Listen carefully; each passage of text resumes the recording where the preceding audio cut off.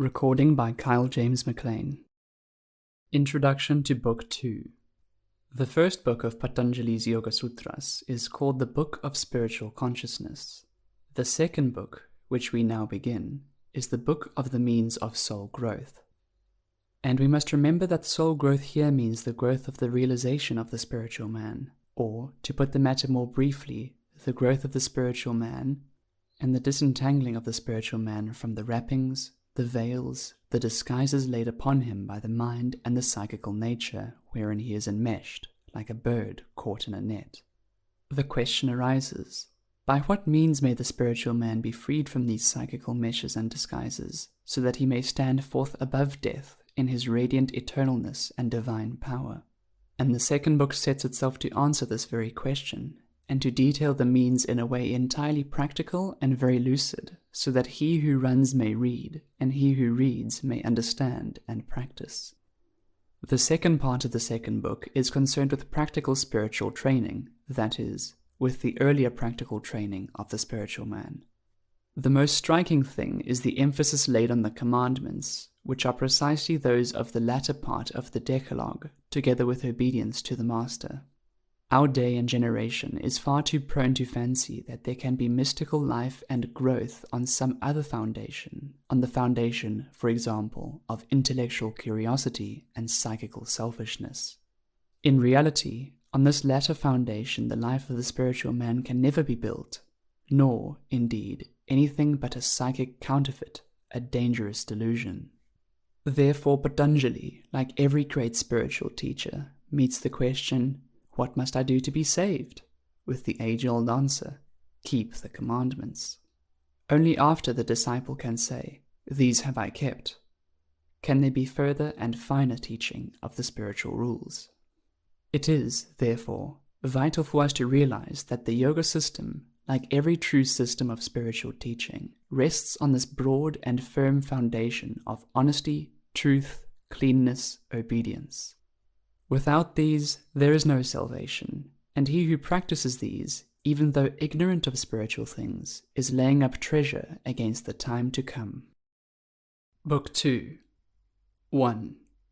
The practices which make for union with the soul are fervent aspiration, spiritual reading, and complete obedience to the Master. Interpretation. The word which I have rendered fervent aspiration means primarily fire, and, in the Eastern teaching, it means the fire which gives life and light, and at the same time the fire which purifies. We have, therefore, as our first practice, as the first of the means of spiritual growth, that fiery quality of the will which enkindles and illuminates, and, at the same time, the steady practice of purification, the burning away of all known impurities. Spiritual reading is so universally accepted and understood that it needs no comment. The very study of Patanjali's sutras is an exercise in spiritual reading, and a very effective one. And so with all other books of the soul. Obedience to the Master means that we shall make the will of the Master our will, and shall conform in all ways to the will of the Divine, setting aside the wills of self, which are but psychic distortions of the one divine will. The constant effort to obey in all the ways we know and understand will reveal new ways and new tasks, the evidence of new growth of the soul. Nothing will do more for the spiritual man in us than this, for there is no such regenerating power as the awakening spiritual will. 2. Their aim is to bring soul vision and to wear away hindrances. Interpretation. The aim of fervor, spiritual reading, and obedience to the Master is to bring soul vision and to wear away hindrances. Or, to use the phrase we have already adopted, the aim of these practices is to help the spiritual man to open his eyes, to help him also to throw aside the veils and disguises, the enmeshing psychic nets which surround him, tying his hands, as it were, and bandaging his eyes. And this, as all teachers testify, is a long and arduous task, a steady uphill fight demanding fine courage and persistent toil.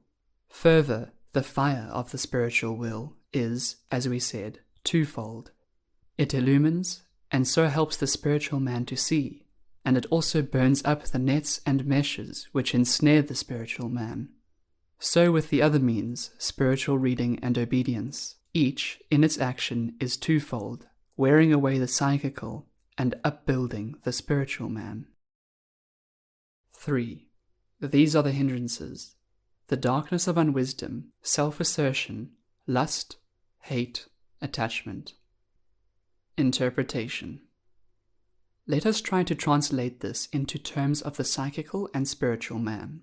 The darkness of unwisdom is, primarily, the self-absorption of the psychical man, his complete preoccupation with his own hopes and fears, plans and purposes, sensations and desires, so that he fails to see or refuses to see that there is a spiritual man, and so doggedly resists all efforts of the spiritual man to cast off his psychic tyrant and set himself free.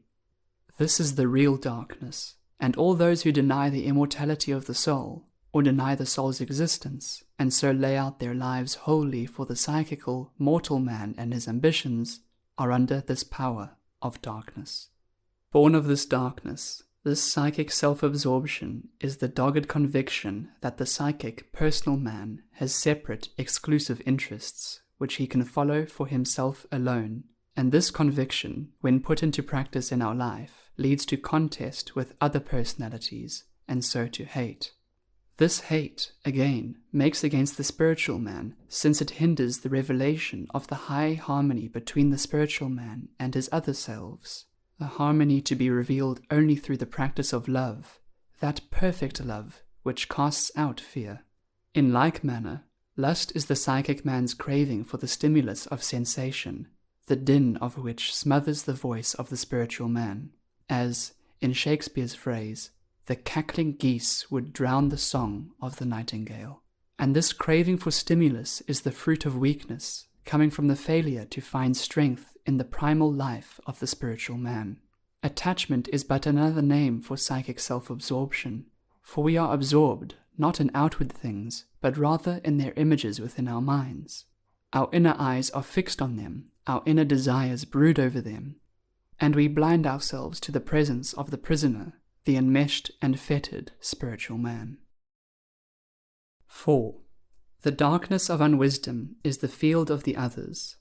These hindrances may be dormant, or worn thin, or suspended, or expanded. Interpretation. Here we have really two sutras in one. The first has been explained already. In the darkness of unwisdom grow the parasites, hate, lust, attachment. They are all outgrowths of the self-absorption of the psychical self. Next, we are told that these barriers may be either dormant, or suspended, or expanded, or worn thin. Faults which are dormant will be brought out through the pressure of life, or through the pressure of strong aspiration. Thus expanded, they must be fought and conquered, or, as Patanjali quaintly says, they must be worn thin, as a veil might, or the links of manacles. 5. The darkness of ignorance is, holding that which is unendearing, impure, full of pain, not the soul, to be eternal, pure, full of joy, the soul. Interpretation. This we have really considered already. The psychic man is unenduring, impure, full of pain, not the soul, not the real self. The spiritual man is endearing, pure, full of joy, the real self. The darkness of unwisdom is, therefore, the self-absorption of the psychical, personal man to the exclusion of the spiritual man. It is the belief, carried into action, that the personal man is the real man, the man for whom we should toil, for whom we should build, for whom we should live. This is the psychical man of whom it is said, "He that soweth to the flesh shall of the flesh reap corruption." 6. Self-assertion comes from thinking of the seer and the instrument of vision as forming oneself. Interpretation. This is the fundamental idea of the Sankhya philosophy, of which the yoga is avowedly the practical side. To translate this into our terms, we may say that the seer is the spiritual man, the instrument of vision is the psychical man, through which the spiritual man gains experience of the outer world. But we turn the servant into the master. We attribute to the psychical man, the personal self, a reality which really belongs to the spiritual man alone. And so, thinking of the quality of the spiritual man as belonging to the psychical, we merge the spiritual man into the psychical. Or, as the text says, we think of the two as forming oneself. 7. Lust is the resting in the sense of enjoyment. Interpretation. This has been explained again and again. Sensation, as, for example, the sense of taste, is meant to be the guide to action, in this case, the choice of wholesome food, and the avoidance of poisonous and hurtful things. But if we rest in the sense of taste as a pleasure in itself, rest, that is, in the psychical side of taste, we fall into gluttony and live to eat, instead of eating to live. So with the other great organic power, the power of reproduction, this lust comes into being through resting in the sensation and looking for pleasure from that. 8. Hate is the resting in the sense of pain. Interpretation. Pain comes, for the most part, from the strife of personalities, the jarring discords between psychic selves, each of which deems itself supreme. A dwelling on this pain breeds hate, which tears the warring selves yet further asunder and puts new enmity between them, thus hindering the harmony of the real, the reconciliation through the soul. 9. Attachment is the desire toward life, even in the wise, carried forward by its own energy. Interpretation. The life here desired is the psychic life, the intensely vibrating life of the psychical self. This prevails even in those who have attained much wisdom, so long as it falls short of the wisdom of complete renunciation, complete obedience to each least behest of the spiritual man, and of the master who guards and aids the spiritual man. The desire of sensation, the desire of psychic life, reproduces itself, carried on by its own energy and momentum, and hence comes the circle of death and rebirth, instead of the liberation of the spiritual man. 10. These hindrances, when they have become subtle, are to be removed by a countercurrent. Interpretation. The darkness of unwisdom is said to be removed by the light of wisdom pursued through further spiritual reading of holy teachings and of life itself, and by obedience to the Master. Lust is to be removed by pure aspiration of spiritual life, which, bringing true strength and stability, takes away the void of weakness which we try to fill by the stimulus of sensations. Hate is to be overcome by love. The fear that arises through the sense of separate, warring selves is to be stilled by the realization of the one self, the one soul in all. This realization is the perfect love that casts out fear. The hindrances are said to have become subtle when, by initial efforts, they have been located and recognized in the psychic nature. 11.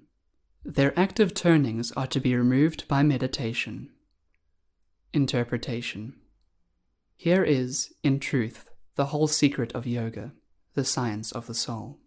The active turnings, the strident vibrations of selfishness, lust, and hate are to be stilled by meditation, by letting heart and mind dwell in spiritual life, by lifting up the heart to the strong, silent life above, which rests in the stillness of eternal love and needs no harsh vibration to convince it of true being.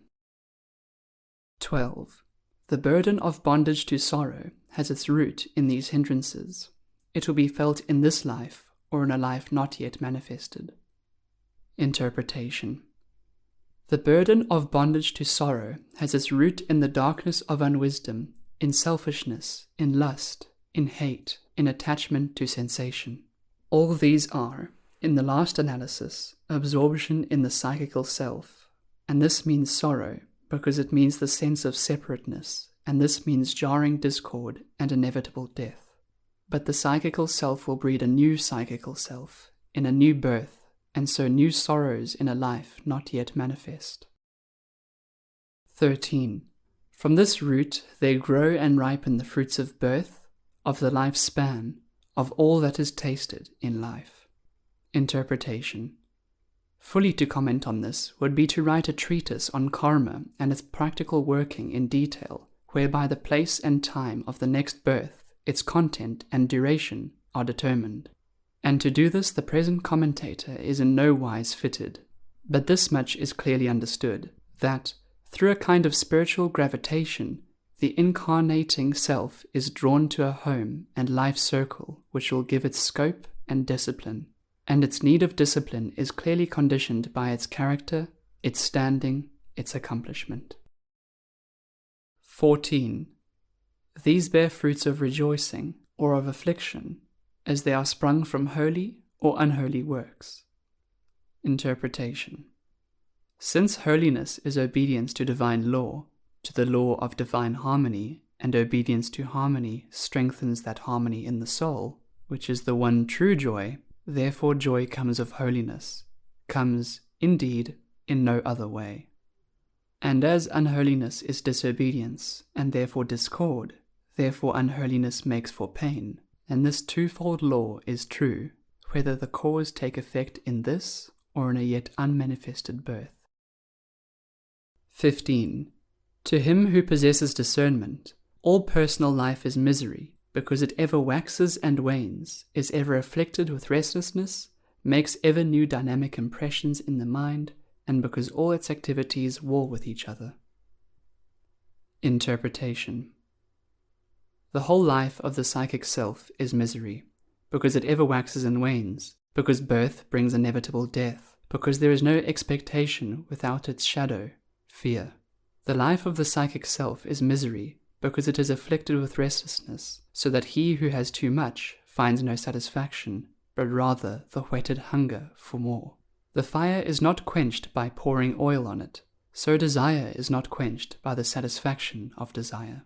Again, the life of the psychic self is misery, because it makes ever new dynamic impressions in the mind. Because a desire satisfied is but the seed from which springs the desire to find like satisfaction again. The appetite comes in eating, as the proverb says, and grows by what it feeds on, and the psychic self, torn with conflicting desires, is ever the house divided against itself, which must surely fall. 16. This pain is to be warded off before it has come. Interpretation.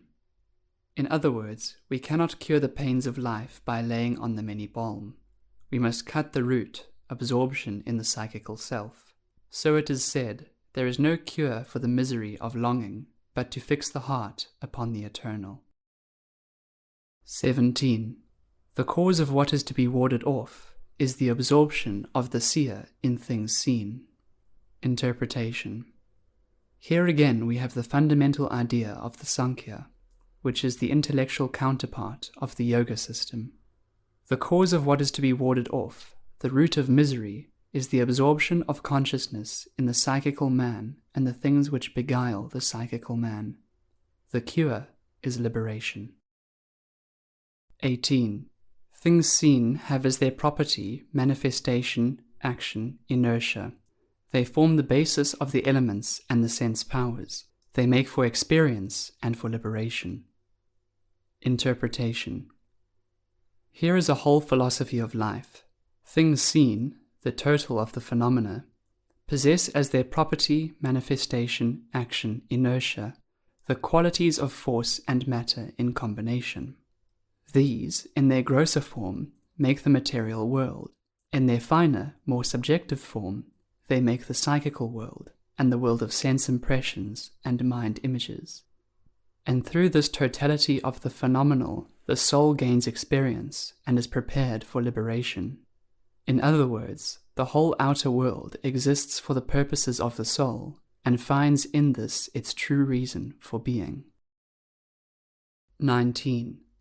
The grades or layers of the three potencies are defined, the undefined, that with distinctive mark, and that without distinctive mark. Interpretation. Or, as we might say, there are two strata of the physical and two strata of the psychical realms. In each there is the side of form and the side of force.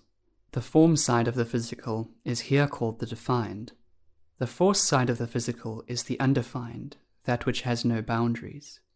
So in the psychical, there is the form side, that with distinctive marks, such as the characteristic features of mind images, and there is the force side, without distinctive marks, such as the forces of desire or fear, which may flow now to this mind image, now to that.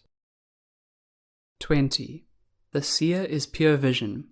Though pure, he looks out through the vesture of the mind. Interpretation. The seer, as always, is the spiritual man whose deepest consciousness is pure vision, the pure life of the eternal. But the spiritual man, as yet unseeing in his proper person, looks out on the world through the eyes of the psychical man, by whom he is enfolded and enmeshed. The task is to set this prisoner free, to clear the dust of ages from this buried temple. 21. The very essence of things seen is that they exist for the seer. Interpretation.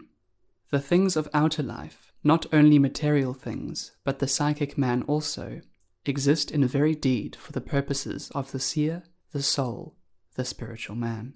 Disaster comes when the psychical man sets up, so to speak, on his own account, trying to live for himself alone, and taking material things to solace his loneliness. 22. Though fallen away from him who has reached the goal, things seen have not altogether fallen away, since they exist for others. Interpretation. When one of us conquers hate, hate does not thereby cease out of the world, since others still hate and suffer hatred. So with other delusions which hold us in bondage to material things, and through which we look at all material things. When the colored veil of illusion is gone, the world which we saw through it is also gone, for now we see life as it is, in the white radiance of eternity. But for others the colored veil remains, and therefore the world thus colored by it remains for them, and will remain until they, too, conquer delusion. 23. The association of the seer with things seen is the cause of the realizing of the nature of things seen, and also of the realizing of the nature of the seer. Interpretation. Life is educative. All life's infinite variety is for discipline, for the development of the soul. So passing through many lives, the soul learns the secrets of the world, the august laws that are written in the form of the snow crystal or the majestic order of the stars. Yet all these laws are but reflections, but projections outward of the laws of the soul. Therefore, in learning these, the soul learns to know itself. All life is but the mirror wherein the soul learns to know its own face. 24. The cause of this association is the darkness of unwisdom. Interpretation. The darkness of unwisdom is the absorption of consciousness in the personal life, and in the things seen by the personal life. This is the fall, through which comes experience, the learning of the lessons of life.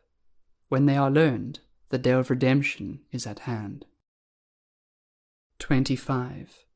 The bringing of this association to an end, by bringing the darkness of unwisdom to an end, is the great liberation.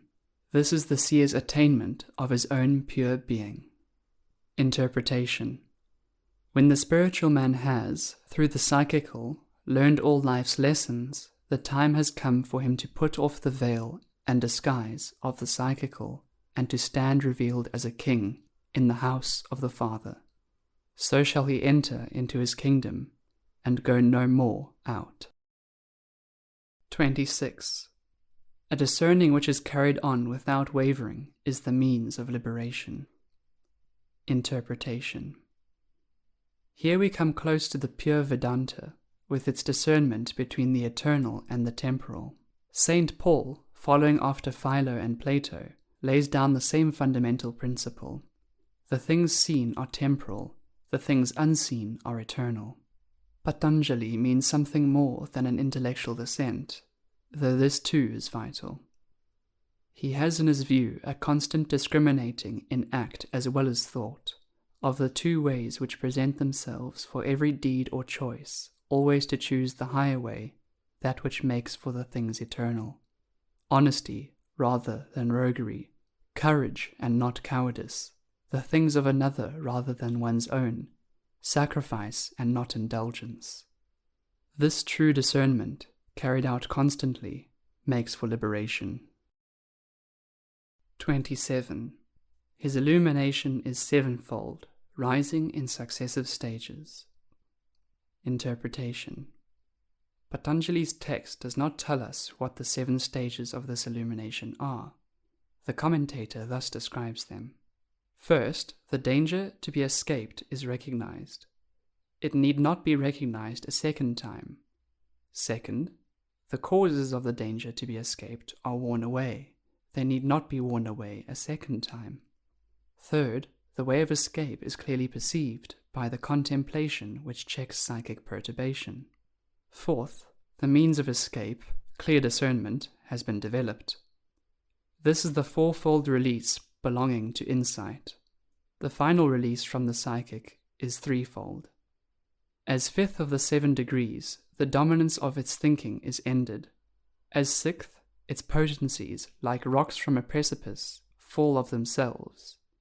Once dissolved, they do not grow again. Then, as seventh, freed from these potencies, the spiritual man stands forth in his own nature as purity and light. Happy is the spiritual man who beholds this 7-fold illumination in its ascending stages. 28.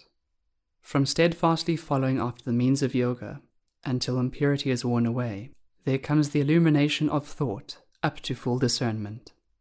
Interpretation. Here, we enter on the more detailed practical teaching of Patanjali, with its sound and luminous good sense.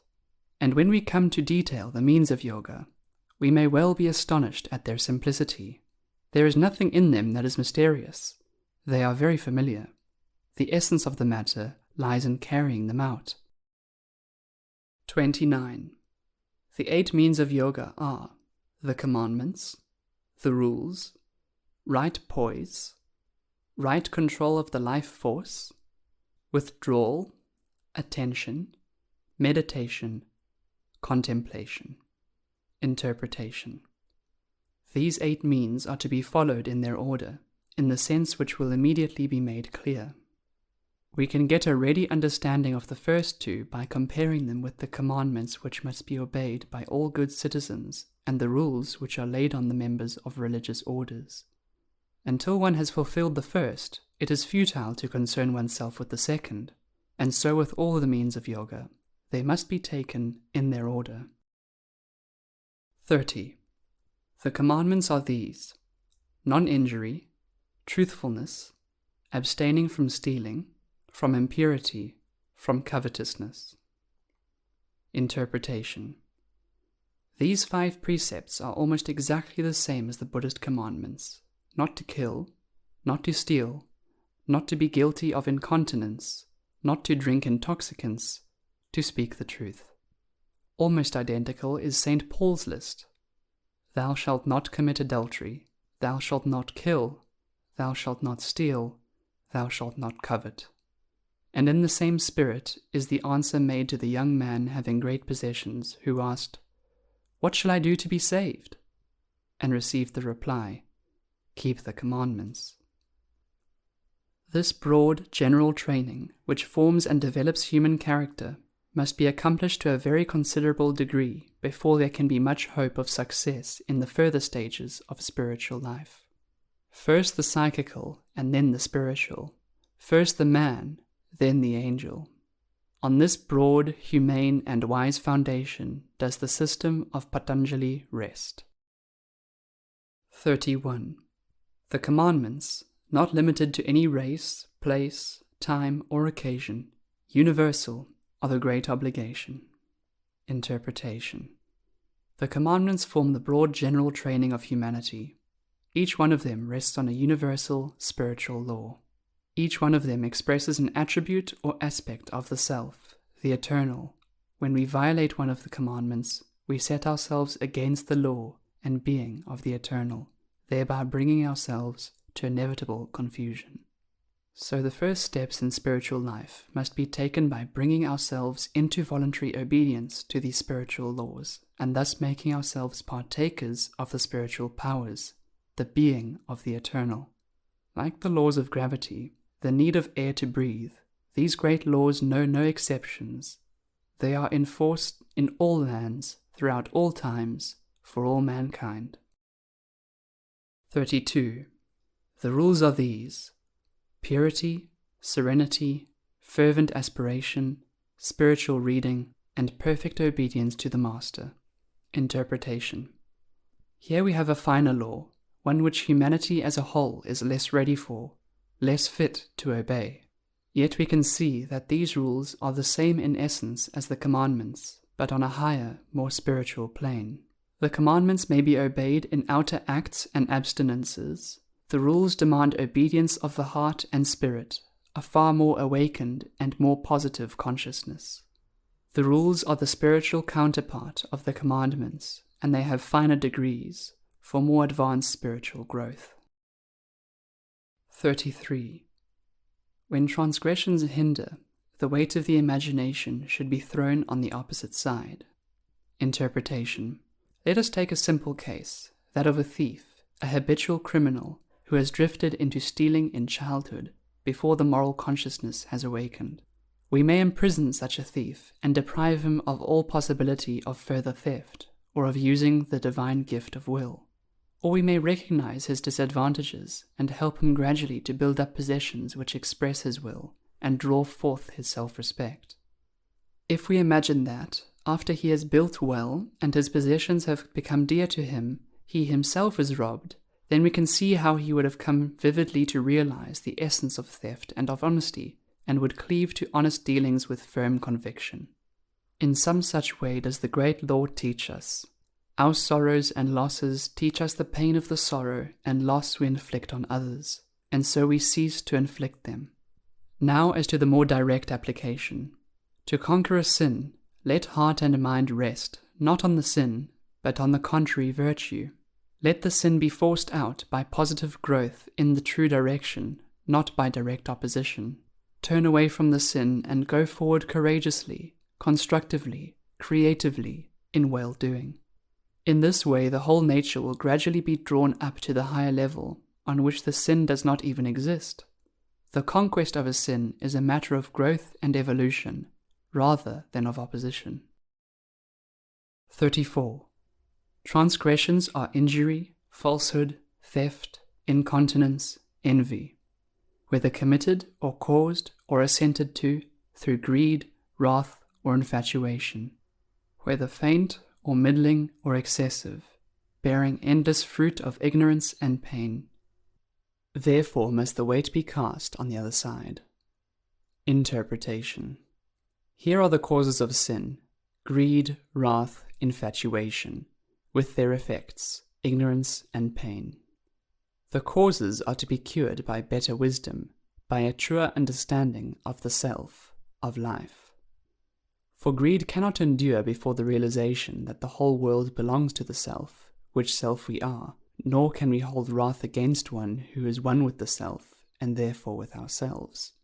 Nor can infatuation, which is the seeking for the happiness of the all in some limited part of it, survive the knowledge that we are heirs of the all. Therefore let thought and imagination, mind and heart, throw their weight on the other side, the side, not of the world, but of the self. 35. Where non-injury is perfected, all enmity ceases in the presence of him who possesses it. Interpretation.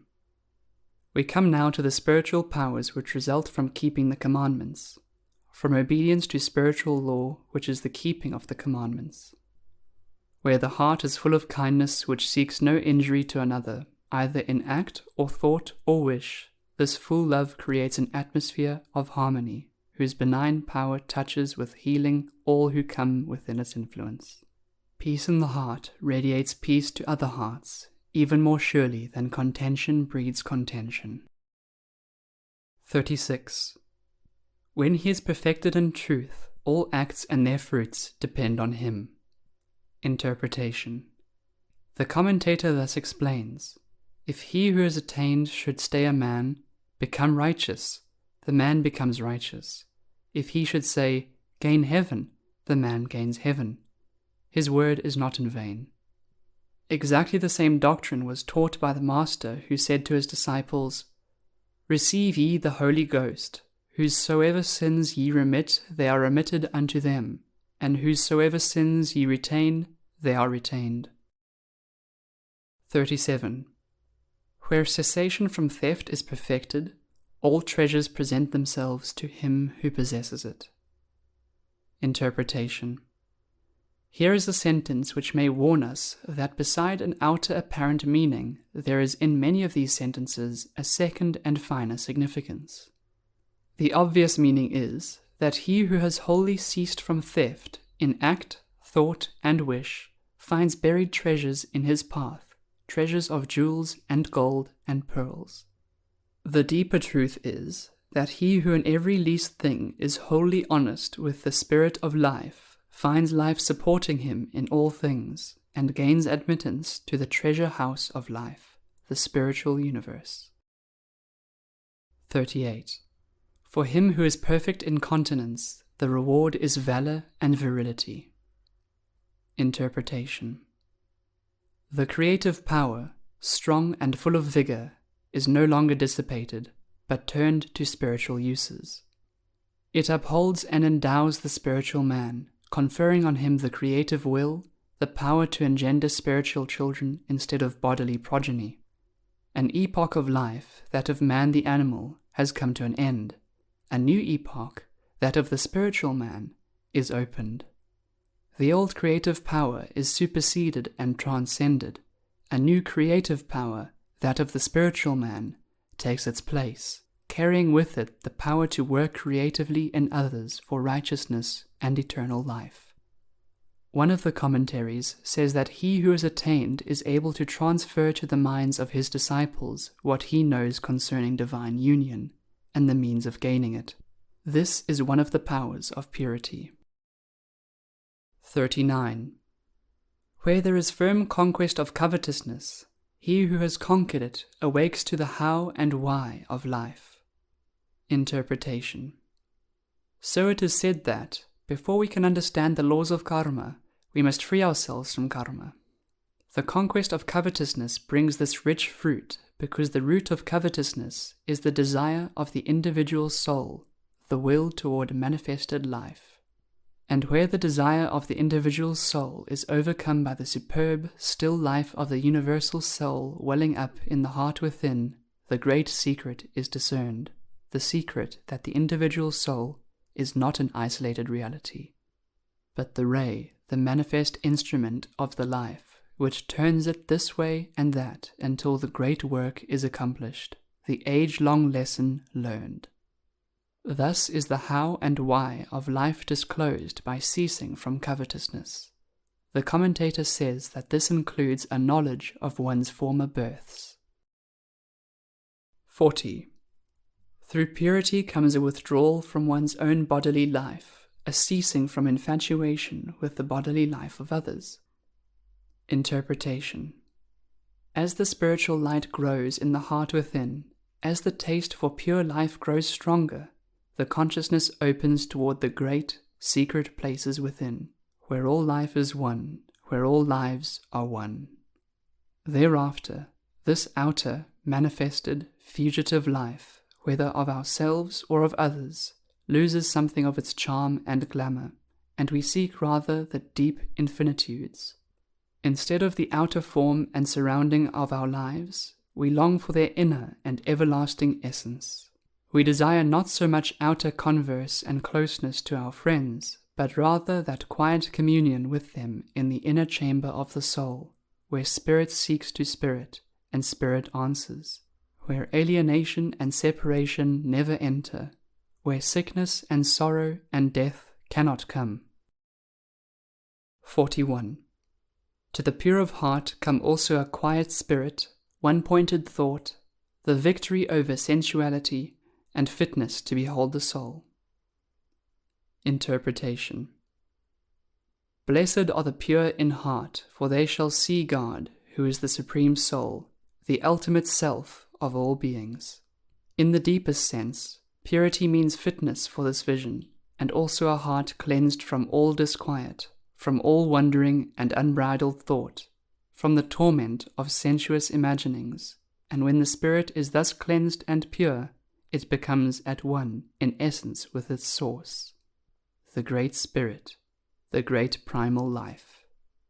One consciousness now thrills through both, for the psychic partition wall is broken down. Then shall the pure in heart see God, because they become God. 42. From acceptance, the disciple gains happiness supreme. Interpretation. One of the wise has said, "Accept conditions, accept others, accept yourself."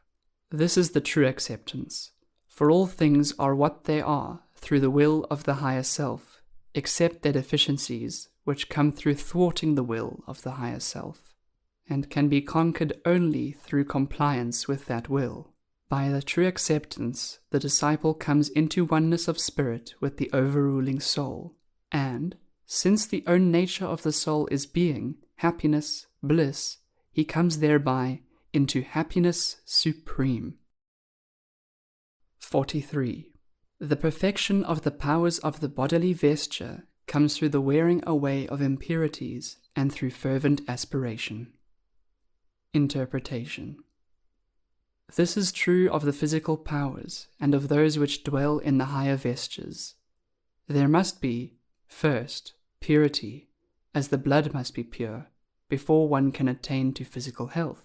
But the absence of impurity is not in itself enough, else would many nerveless ascetics of the cloisters rank as high saints. There is needed, further, a positive fire of the will, a keen vital vigor for the physical powers, and something finer, purer, stronger, but of kindred essence, for the higher powers. The fire of genius is something more than a phrase, for there can be no genius without the celestial fire of the awakened spiritual will. 44. Through spiritual reading, the disciple gains communion with the divine power on which his heart is set. Interpretation. Spiritual reading meant, for ancient India, something more than it does with us. It meant, first, the recital of sacred text, which, in their very sounds, had mystical potencies, and it meant a recital of texts which were divinely emanated and held in themselves the living, potent essence of the divine. For us, spiritual reading means a communing with the recorded teachings of the Masters of Wisdom, whereby we read ourselves into the Master's mind, just as through his music one can enter the mind and soul of the Master Musician. It has been well said that all true art is contagion of feeling, so that through the true reading of true books we do indeed read ourselves into the spirit of the Masters, share in the atmosphere of their wisdom and power, and come at last into their very presence. 45. Soul vision is perfected through perfect obedience to the Master. Interpretation. The sorrow and darkness of life come of the erring personal will which sets itself against the will of the soul, the one great life. The error of the personal will is inevitable, since each will must be free to choose, to try and fail, and so to find the path. And sorrow and darkness are inevitable until the path is found, and the personal will made once more one with the greater will, wherein it finds rest and power without losing freedom. In his will is our peace, and with that peace comes light. Soul vision is perfected through obedience. 46. Right poise must be firm and without strain. Interpretation. Here we approach a section of the teaching which is manifestly a twofold meaning. The first is physical and concerns the bodily position of the student and the regulation of breathing. These things have their direct influence upon soul life and the life of the spiritual man, since it is always and everywhere true that our study demands a sound mind in a sound body. The present sentence declares that, for work and for meditation, The position of the body must be steady and without strain in order that the finer currents of life may run their course. It applies further to the poise of the soul, that fine balance and stability which nothing can shake, where the consciousness rests on the firm foundation of spiritual being. This is indeed the house set upon a rock, which the winds and waves beat upon in vain. 47. Right poise is to be gained by steady and temperate effort, and by setting the heart upon the everlasting. Interpretation. Here again there is the twofold meaning. For physical poise is to be gained by steady effort of the muscles, by gradual and wise training linked with the right understanding of, and relationship with, the universal force of gravity. Uprightness of the body demands that both these conditions shall be fulfilled. In like manner, the firm and upright poise of the spiritual man is to be gained by steady and continued effort, always guided by wisdom and by setting the heart on the eternal, filling the soul with the atmosphere of the spiritual world. Neither is effective without the other. Aspiration without effort brings weakness. Effort without aspiration brings a false strength, not resting on enduring things. The two together make for the right poise which sets the spiritual man firmly and steadfastly on his feet. 48. The fruit of right poise is the strength to resist the shocks of infatuation or sorrow. Interpretation. In the simpler physical sense, which is also coveted by the wording of the original, this sentence means that wise effort establishes such bodily poise that the accidents of life cannot disturb it, as the captain remains steady, though disaster overtake his ship. But the deeper sense is far more important. The spiritual man, too, must learn to withstand all shocks, to remain steadfast through the perturbations of external things and the storms and whirlwinds of the physical world. This is the power which is gained by wise, continuous effort, and by filling the spirit with the atmosphere of the eternal. 49. When this is gained, there follows the right guidance of the life currents, the control of the incoming and outgoing breath. Interpretation. It is well understood today that most of our maladies come from impure conditions of the blood. It is coming to be understood that right breathing, right oxygenation, will do very much to keep the body clean and pure. Therefore, a right knowledge of breathing is a part of the science of life. But the deeper meaning is that the spiritual man, when he has gained poise through right effort and aspiration, can stand firm and guide the currents of his life, both the incoming current of events and the outgoing current of his acts. Exactly the same symbolism is used in the saying, "Not that which goeth into the mouth defileth a man, but that which cometh out of the mouth, this defileth a man." Those things which proceed out of the mouth come forth from the heart. Out of the heart proceed evil thoughts, murders, uncleanness, thefts, false witness, blasphemies. Therefore the first step in purification is to keep the commandments. 50. The life current is either outward or inward, or balanced. It is regulated according to place, time, number. It is prolonged and subtle. Interpretation. The technical, physical side of this has its value. In the breath, there should be right in-breathing, followed by the period of pause when the air comes into contact with the blood, and this again followed by right out-breathing, even, steady, silent. Further, the lungs should be evenly filled. Many maladies may arise from the neglect and consequent weakening of some region of the lungs. And the number of breaths is so important, so closely related to health, that every nurse's chart records it. 51. The fourth degree transcends external and internal objects. Interpretation. The inner meaning seems to be that, in addition to the 3 degrees of control already described, control, that is, over the incoming current of life, over the outgoing current, and over the condition of pause or quiescence, there is a 4th degree of control, which holds in complete mastery both the outer passage of events and the inner currents of thoughts and emotions, a condition of perfect poise and stability in the midst of the flux of things outward and inward. 52. Thereby is worn away the veil which covers up the light. Interpretation. The veil is the psychic nature, the web of emotions, desires, argumentative trains of thought, which cover up and obscure the truth by absorbing the entire attention and keeping the consciousness in the psychic realm. When hopes and fears are reckoned at their true worth in comparison with lasting possessions of the soul, when the outer reflections of things have ceased to distract us from their inner realities, when argumentative thought no longer entangles us but yields its place to flashing intuition, the certainty which springs from within, then is the veil worn away. The consciousness is drawn from the psychical to the spiritual, from the temporal to the eternal. Then is the light unveiled. 53.